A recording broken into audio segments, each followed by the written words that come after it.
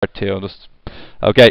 So what we have here, guys, is we're going to solve the value of r via quadratic. Okay, so what we're going to get is 2r squared minus 1.2a cross multiply the 3 equals 3r minus 0.6.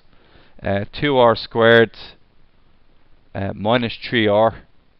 The 0.6 turns into a plus 0.6, turns that into a minus 0.6a.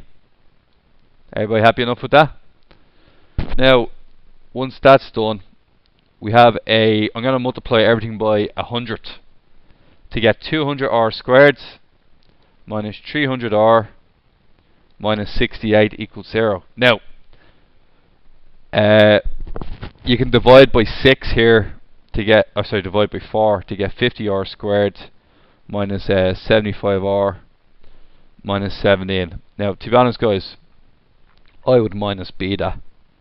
Okay, use the minus b equation. We're not going to go through that. And what you're going to get is your two r values. Your r value is going to be r can be minus 0.2. R is not allowed be that because it's an amplitude. It has to be a positive distance. So r therefore has to stick to the value of 1.7. Is that alright? Now, once you find out that r equals 1.7, we can get rid of all this. Go back to the top. R equals what's it, 1.7 meters. Now, find also the period of the motion and the shortest time taken between P1 and P2 correct to 2 places of decimals. Now, this is the interesting one, okay? So, go back to our diagram, which is up here, and just rub this out. Now, we're going to start the clock at the center. Is everybody happy with starting the clock at the center? I'm deciding to use t equals 0 right here. Is that alright? What function am I going to be using if I start the clock dead center and we start moving to the right? What's the function? X equals a sine omega t. If I started from the red dot, what would I have to use then? If I started from the red dot, a cos omega t. I'm starting the clock dead center at t equals 0. Okay? Now, my formula will become, what is the a value, guys? Remember I said earlier, r represents the amplitudes. I also said that when you go all the way out to the extremity, your velocity then becomes 0. You start returning backwards. That means that's the amplitude of your motion. So we're going to use a equals x equals 1.7 sine. Now, were we able to find out what omega was? Yeah. We weren't able to find out what omega was, yeah. However, we found out from an earlier equation that minus 24 equals minus omega squared r minus 0.2 from earlier on. What was the r value we got? 1.7. This means that it's 1.7 minus 0.2, which is 1.5. All of a sudden, the minuses cancel. Divide 24 by 1.5, and what do we get? 16. Omega squared equals 16. Omega equals 4. 4t. Will somebody remember that formula for me now in 1 second? I'm just going to draw this out for you, okay? So, what we're going to have is sine, what's it, 1.7 sine 4x, yeah? So, y equals 1.7 sine 4t. Now let me show you how this relates to the question. Oh, hang on, what happens? Okay, one more. There it is, there. Now, what we're representing our function by is we're representing our question by this here. So just going to stretch it out. a bit more. So there you go. Okay, this is what we're representing our question by. And so what you can see here is that we're starting off dead center, and we're using the sine wave function. Okay, so like this here. Now, what's happening is at the very beginning we're setting t equals to 0.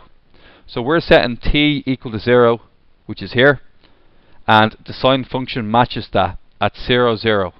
No displacement at time equals 0. We then want to find out two things happening. The two things that are happening is we want to find out what happens when x equals 0.8. X equals 0.8 around 0.8 of a second. I suppose would be up 0.8 of a second, be around here. So this displacement here, or is it? It's a positive displacement. 1 second, lads. X equals 0.8. Oh, sorry. The displacement value is 0.8. Excuse me. We're looking for the time. So x equals 0.8 is the y-axis is 0.8. Please remember that. Technically speaking, this is really confusing here now. Technically speaking, the x value is the y-axis, and the t value is the x-axis. So it's time on the x-axis, and x is the y-axis. Okay. So it wants me to find out when x equals 0.8. X equals 0.8, roughly around this time here.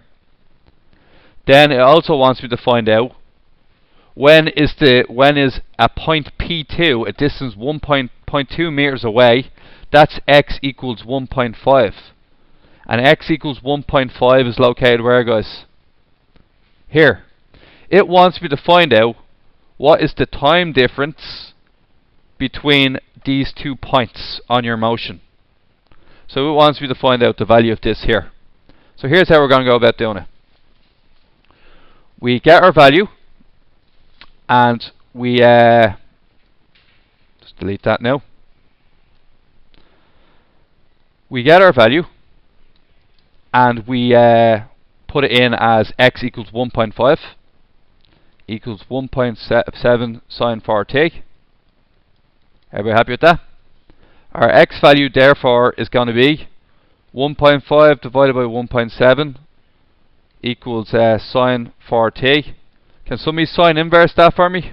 Sine inverse 15 over 17 or 1.5 over 1.7 in radians. What do we get?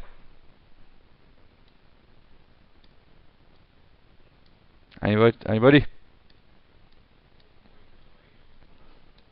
1.08, okay? Stay away there for a minute. Divide that by 4. What you get? A time of 0.27. Okay, just bear with me. T equals 0.27. Repeat the procedure for a displacement of 0.8.